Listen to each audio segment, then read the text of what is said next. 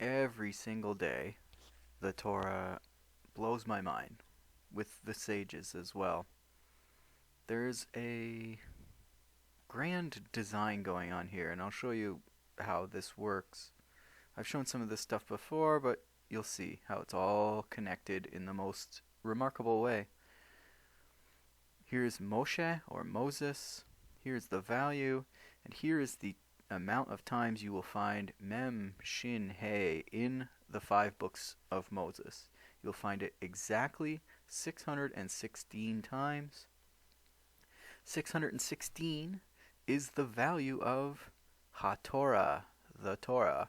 Obviously, Moses gives us the Torah, and we get the Torah, the 10 Commandments, if you will, or the giving of the Torah is given in Parashat Yitro, which is named after Moses' father-in-law.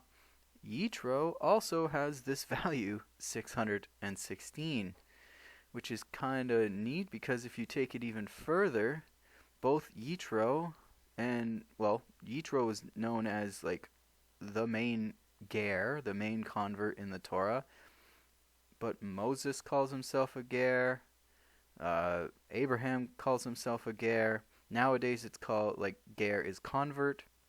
Again, Yitro being the main convert. Here is ha-gerim, the converts, or the strangers, has the value 258. And this value, 258, exists 616 times. So we can see that 616 connects all these things. We have Moses, HaTorah, the Torah, Jethro. They're all connected, and they're all connected by this number 616. But if you take the value of ha-gerim, the converts, it is also a match for Haran. Now, what is the connection between Haran and ha-gerim? Well, moreover, Yitro was a convert. Converts come from the sanctified marital relations of Sadiqim, as is written, and the souls which they made in Haran. So here we have Yitro and Haran. This is from the Zohar. During that time that Abraham and Sarah were barren, their marital relations bore the souls of converts. Converts, Haran, Yitro.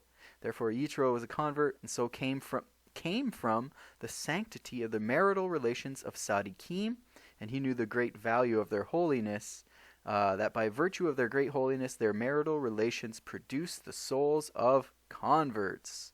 And then we have, he therefore knew that by virtue of Moshe's great holiness and abstinence, he was able to gaze at people and give them the greatness. So we have Moshe, we have Yitro, we have Haran, we have converts, all in one source. They're all connected by 616. Now let's go to the Zohar. She had no child born to her, but souls she had born to her by means of the cleaving with desire. These two righteous ones, Sarai and Avram, or Sarah and Abraham, birthed souls for converts all the time that they were in Haran, just as the righteous make souls for converts in the Garden of Eden. Very interesting. Okay. And we can see here many times converts and Haran come up. The souls that they made in Haran, they brought them under the wings of the Shekinah, or God's presence in the world. Abraham would convert the men, and Sarah would convert the women. The Torah writes as if they created them, or made their souls. And it says, just as Abraham threw himself into the furnace and came out alive and caused people to recognize God, this being what is referred to by the verse, and the souls they made in Haran.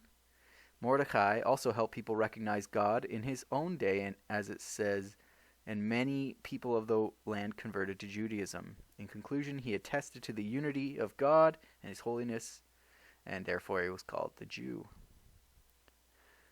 And the souls that they made in Haran. But even if everyone in the world got together, they would be unable to create one mosquito. So what does it mean when it says the souls they made in Haran? It teaches us that the Holy One, blessed be He, considered it as if they had actually made new souls.